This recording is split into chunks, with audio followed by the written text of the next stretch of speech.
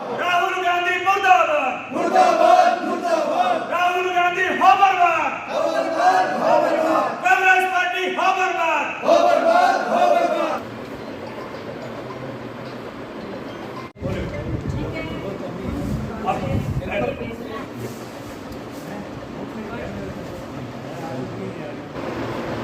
Electronic media में इस बात का विरोध किया जा रहा है कि राहुल गांधी के द्वारा अमेरिका यात्रा के दौरान उनकी वो तो होगी है ना, या तो बैठ के कुछ बातें और करते हैं और जब वो बाहर जाते हैं तो सच्ची बात मुंह से निकलती है। अमेरिका में जाके उन्होंने अपना स्टेटमेंट दिया कि भारत के अंदर आरक्षण समाप्त कर दिया जाना चाहिए।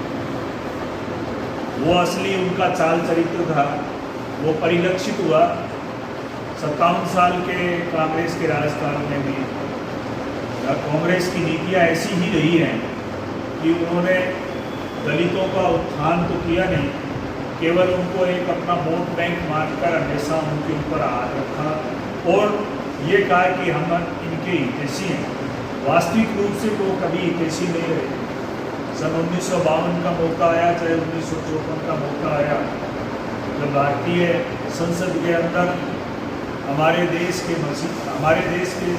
रत्न और विश्व रत्न, मानव रत्न जिसको डॉक्टर भीमराव अंबेडकर के नाम से जाना जाता है, सिंबल ऑफ नॉलेज के नाम से पूरे वर्ल्ड के अंदर जिसको जाना जाता है, जब उनको जाने का मौका आया संसद के अंदर तो इन कांग्रेसियों ने उनको संसद में जाने से रोका और गलत तरीके से उनको चुनाव हराकर संसद से बाहर रखने का इन्होंने काम किया। चाहे काका कालेलकर की योजना रही हो, जिन्होंने पिछड़ों को आरक्षण देने की अपनी रिपोर्ट जो प्रस्तुत की, उसको भी कांग्रेस ने दबा के रखा। मंडल आयोग की रिपोर्ट तय ओबीसी के लोगों को आरक्षण देने की बात आई, उसको भी उन्होंने दबा के रखा। और जब भारतीय जनता पार्टी या कांग्रेस के बागी लोगों का जब शासन में भागीदारी बढ़ी तो सर्वप्रथम जो है पिछड़ों को आरक्षण दिया गया। कांग्रेस ने अगर आरक्षण दिया तो वो किसको दिया? धार्मिक आधार पर केरल में दिया, पश्चिम बंगाल में दिया, धार्मिक आधार पर। जबकि हिंदुस्तान का जो संविधान है वो धर्मनिरपेक्ष राष्ट्र की जो है पैरवी करने वाला, धर्मनिरपेक्ष राष्ट्र का निर्माण करने वाला संविधान हमारा रहा है। हमने धर्म के नाम पे कभी भी जो है किसी के साथ भेदभाव या ऊंच नीच जो है वो हमारा संविधान हमें नहीं बताता। लेकिन कांग्रेस ने वहाँ धार्मिक आधार पर मुसलमानों को जो है आरक्षण दिया। ये बहुत ही निंदनीय है।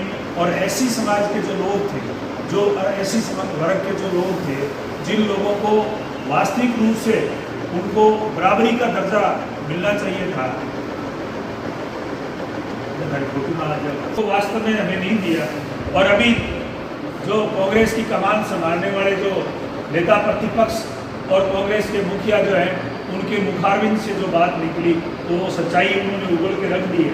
भारतीय जनता पार्टी ने संवैधानिक जो संशोधन किए उसमें सब में उन्होंने हमेशा ही एससी के लोगों को, और चाहे वित्त आयोग की बात हो, चाहे पिछड़ा वर्ग आयोग की बात हो, चाहे ये SUWP जो आरक्षण हो, उनको संवैधानिक दर्जा दिया और कांग्रेस ने हमेशा इस प्रकार से महरूम रखा। तो हम इस बात का पुरजोर तरीके से विरोध करते हैं।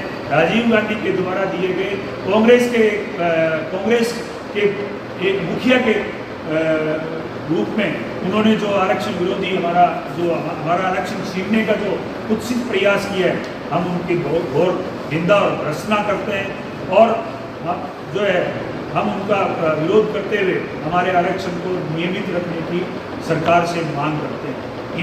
इसी बात को लेकर राष्ट्रपति महोदय के नाम पर ज्ञापन पूरे भारत के अंदर दिया जा रहा है।